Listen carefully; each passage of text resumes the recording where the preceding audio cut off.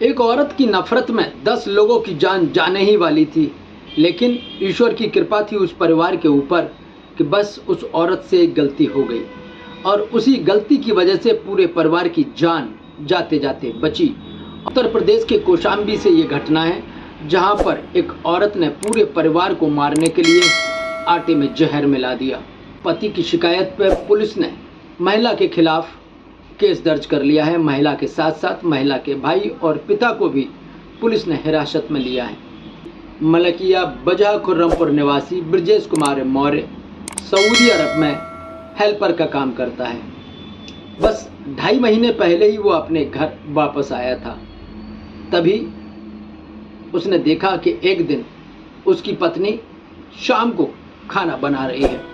जब वह किचन के पास से गुजरा तो उसने देखा किचन से कुछ दुर्गंध सी आ रही है। दुर्गंध आने पर ब्रजेश कुमार किचन की तरफ गया, जहां उसकी पत्नी आटा गूंथ रही थी।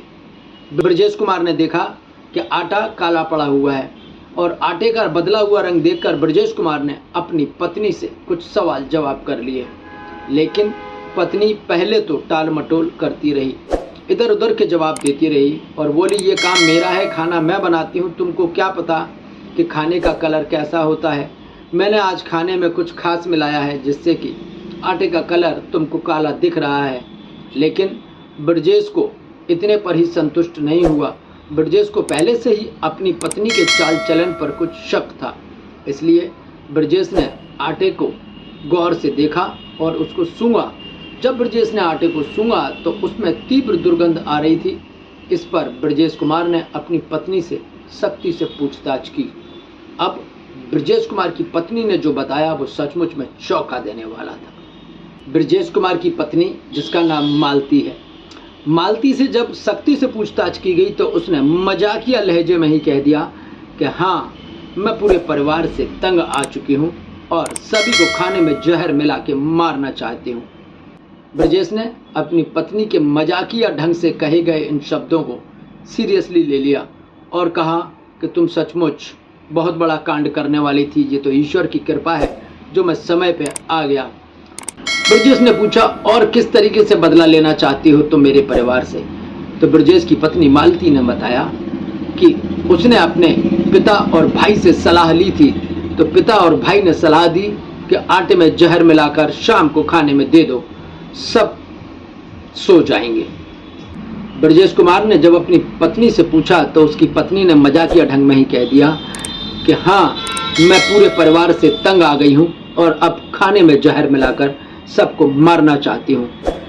ब्रजेश कुमार मौर्य ने बताया कि उसकी शादी 2014 में प्रयागराज जिले के पूरा मुफ्ती कोतवाली क्षेत्र के मनोरी बाजार में मालती देवी के साथ हुई थी। ब्रजेश कुमार और मालती देवी के 2 बच्चे भी हैं और मालती देवी संयुक्त परिवार के साथ बच्चों के साथ रहती है, लेकिन काम के सिलसिले में ब्रजेश कुमार सऊदी अरब में ही रहता है। लेकिन जब भी वह घर आता था, ब्रजेश कुमार ने देखा कि उसकी पत्नी मालती किसी न किसी से घंटों फ़ोन पर बात किया करती थी। जब ब्रजेश कुमार उस व्यक्ति के बारे में पूछता था तो मालती देवी उससे झगड़ा शुरू कर देती थी और घर में कलेश भी करती थी। इस बाबत कई बार मालती देवी और ब्रजेश कुमार के बीच झगड़ा होता रहता है और जब ब्रजेश कुमार अपनी पत्नी को समझाने की कोशिश करता था तो पत्नी झगड़े पर उतारू हो जाती थी। कई बार दूसरी तरफ से एक धमकी भरा फोन भी ब्रजेश कुमार को आया और वहां से कहा गया कि अपनी पत्नी से ज़्यादा सख्ती से पेश ना आए, वरना देख लिया जाएगा। इस तरीके के कई बार धमकी भरे फोन ब्रजेश कुमार को आने लगे। लेकिन जब हद हो गई तो एक दिन ब्रजेश कुमार ने देखा कि उसकी पत्नी किचन में खाना बनाते समय आटे में ऐसा कुछ मिला चुकी है जिससे पूरे परिवार की जान जा सकती थी।